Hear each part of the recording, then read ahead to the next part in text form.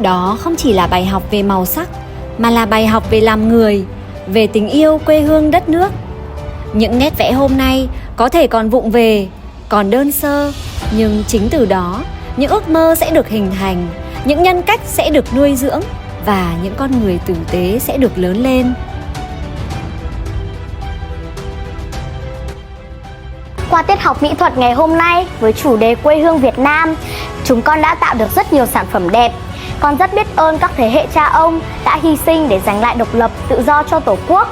Con nghĩ rằng mỗi học sinh như chúng con cần phải phấn đấu học tập, không ngừng rèn luyện để dựng xây quê hương đất nước ngày càng giàu đẹp. Mỗi nét vẽ hôm nay là một mầm xanh của tương lai. Mỗi giờ học nghệ thuật là một bước tiến của tâm hồn. Yeah!